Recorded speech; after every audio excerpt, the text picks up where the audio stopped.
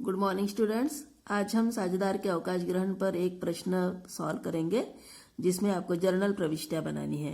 तो प्रश्न देख लो, प्रश्न क्रमांक 13वां, ये जो बोर्ड पर एग्जाम में 6 अंकों के लिए पूछा गया है। तो प्रश्न में दिया है 3 साझेदार है, कपिल, सुनील, राहुल, एक फर्म में क्रमशः 3:2:1 के अनुपात में साझेदार है। पुस्तकों में ख्याति के लिए प्रीमियम राशि 2,40,000 रुपये दर्शाई गई है। सुनील फर्म से अवकाश ग्रहण करता है, जो बीच वाला साझेदार है वह अवकाश ग्रहण करने वाला है, और जो बचे हुए साझेदार है कपिल और राहुल, यह भविष्य में 3:5 के अनुपात में लाभ हानि का विभाजन करेंगे। ख्याति के लिए प्रीमियम 4,80,000 रुपया सुनील के अवकाश ग्रहण पर मूल्यांकित किया गया है, अर्थात ख्याति का मूल्यांकन 4,80,000 रुपये हो चुका है। इस सूचना के लिए आपको पुस्तकों में आवश्यक जर्नल प्रविष्टियां देनी है। तो सबसे पहले तो कपिल, सुनील, राहुल, इनका पुराना अनुपात 3:2:1 दिया था, अर्थात 3/5, 2/5 और 3/6, 2/6 और 1/6, ये इनका पुराना अनुपात है। और नया अनुपात जो है कपिल और राहुल का सुनील के अवकाश ग्रहण करने के बाद जो है 3:5, मतलब कि 3/8 और 5/8। जब कोई साझेदार फर्म से अवकाश ग्रहण करता है तो उस समय अगर प्रश्न में नया अनुपात और पुराना अनुपात दिया है तो आपको लाभ प्राप्ति का अनुपात निकालना पड़ता है, और जो भी ख्याति का मूल्यांकन किया जाता है उस ख्याति का मूल्यांकन, नई ख्याति जो मूल्यांकित होगी उसका मूल्यांकन आपको लाभ प्राप्ति के अनुपात में करना पड़ता है। और जो पुस्तकों में पहले से ही विद्यमान ख्याति है, जो शुरू का सेंटेंस है 2 नंबर का, पुस्तकों में ख्याति के लिए प्रीमियम की राशि 2,40,000 रुपये दिखाई है, तो उस राशि का आपको अपलेखन करना है, क्योंकि पुस्तकों में जो विद्यमान राशि है ख्याति की उसको आपको ज्यादा लंबे समय तक नहीं दिखाना पड़ता। और यदि कोई साझेदार प्रवेश करता है, या तो यदि कोई साझेदार अवकाश ग्रहण करता है, या तो किसी साझेदार की मृत्यु होती है, तो उस समय पुस्तकों में विद्यमान ख्याति का अपलेखन करना पड़ता है। तो एक यहाँ पे एंट्री जो होगी, प्रविष्टि जो होगी, वो पुस्तकों में विद्यमान ख्याति के अपलेखन के लिए होगी। दूसरी प्रविष्टि जो भी फर्म का आपने ख्याति का मूल्यांकन किया है, तो उस मूल्यांकन के हिस्से में जो भी जाने वाले साझेदार के हिस्से की ख्याति का समायोजित किया जाएगा लाभ प्राप्ति के अनुपात में। तो मात्र 2 ही प्रविष्टियां करनी है, पर वर्किंग नोट पर आपको विशेष ध्यान देना है। तो सबसे पहले जर्नल के कॉलम्स तैयार करोगे, पहली एंट्री पुस्तकों में विद्यमान ख्याति का अपलेखन करने के लिए कर लोगे। उसके बाद वर्किंग नोट में आपको लाभ प्राप्ति का अनुपात निकालना पड़ेगा, और लाभ प्राप्ति का अनुपात जो आएगा उस अनुपात में आपको फर्म की जो ख्याति का मूल्यांकन हो चुका है 4,80,000, उसमें सुनील का हिस्सा निकालना पड़ेगा, जाने वाले साझेदार का हिस्सा निकालना पड़ेगा, और उस हिस्से को आपको समायोजित करना पड़ेगा लाभ प्राप्ति के अनुपात में। तो पहली प्रविष्टि अभी आप करेंगे, प्रविष्टि उनके लिए कॉलम्स तैयार कर लो।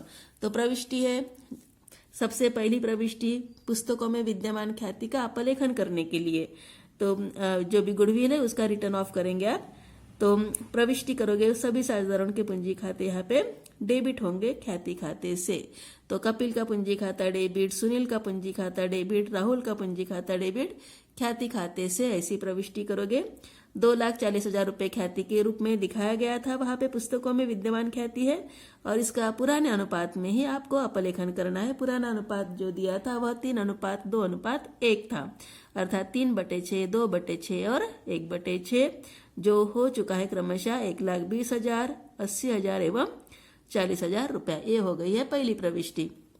उसके बाद दूसरी प्रविष्टि आपको बना लेनी है, बना के रख सकते हो। तो दूसरी प्रविष्टि में सुनील के हिस्से की जो ख्याति रहेगी उसका आपको समायोजन करना है। तो सुनील जाने वाला है, अवकाश ग्रहण करने वाला सुनील है, इसलिए सुनील का पूंजी खाता क्रेडिट में दिखेगा, और जो बचे हुए साझेदार है जो अपना व्यवसाय यथावत तो जारी रखेंगे, तो उनके पूंजी खातों को आपको डेबिट करना है।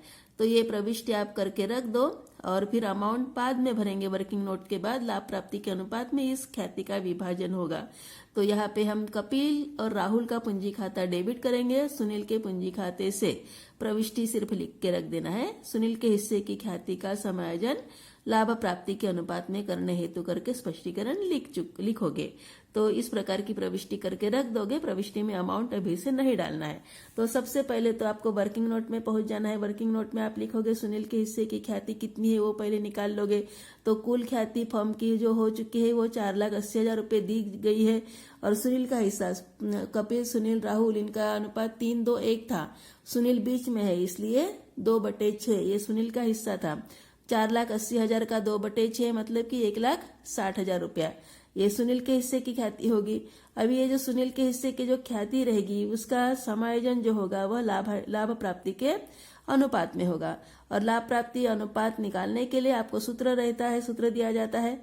लाभ प्राप्ति का अनुपात बराबर क्या होता है? नया अनुपात माइनस पुराना अनुपात।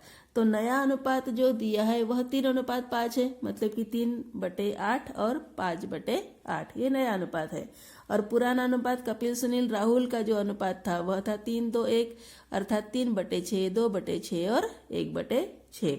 अभी आपको निकालना है लाभ प्राप्ति का अनुपात। तो लाभ प्राप्ति के लिए नया अनुपात माइनस पुराना अनुपात है। तो कपिल और राहुल इन दोनों में से किसको लाभ होता है या दोनों को लाभ होता है उसके बारे में आप जानकारी लोगे। तो अभी सबसे पहले कपिल के बारे में, तो कपिल को प्राप्त लाभ, कपिल को जो लाभ प्राप्त हो रहा है वह है अभी इसका जो अनुपात था, नया अनुपात में से पुराना अनुपात घटाना है। तो 3/8 नया अनुपात है, 3/8 और माइनस करोगे 3/6 पुराना अनुपात। नया अनुपात माइनस पुराना अनुपात 3/8 माइनस 3/6। 8 और 6 का लघुत्तम 24 आएगा। 24 लघुत्तम आने से 8 के पहाड़े में 24 कब आता है? 3 बार में। तो ऊपर 3 से गुना करोगे तो 3 3 9 हो जाएगा। 6 के टेबल में 24 आता है कितने बार? 4 बार में। तो 4 गुना 3 करोगे तो 12 हो जाएगा। अर्थात कपिल को प्राप्त लाभ होने के बजाय यहाँ पे माइनस में आंसर आएगा, क्योंकि 9 माइनस 12 बराबर होता है -3, -3/24। ये कपिल को प्राप्त लाभ वाला लाभ प्राप्ति का अनुपात निकालने का प्रयास आपने किया है, परंतु लाभ प्राप्त नहीं हो रहा है। कपिल को त्याग करना पड़ रहा है सुनील के जाने से। तो सुनील के जाने से कपिल को लाभ नहीं हुआ, बल्कि कपिल को त्याग प्राप्त करना पड़ा, क्योंकि इसका आंसर नेगेटिव आ चुका है, माइनस में आ चुका है। 3/24 माइनस में है, तो कोई लाभ नहीं करके लिखोगे, ये इसका कपिल का त्याग है। और राहुल को लाभ मिलता है कि नहीं वो देखोगे। तो राहुल का नया अनुपात है 5/8 और पुराना अनुपात राहुल का था 1/6। 8 और 6 का लघुत्तम 24 हो चुका है। वैसे ही लघुत्तम 24 निकालने के बाद 8 के टेबल में 24 3 बार में आता है, 3×5 15 हो जाएगा ऊपर। और 6 के टेबल में 24 4 से गुना करने पर आता है, इसलिए 4×1=4। 15 - 4 करोगे तो हो जाएगा 11/24। राहुल को प्राप्त लाभ हो चुका है। सिर्फ राहुल को यहाँ पे लाभ प्राप्त हुआ है, कपिल को सुनील के जाने से कोई लाभ नहीं हुआ है।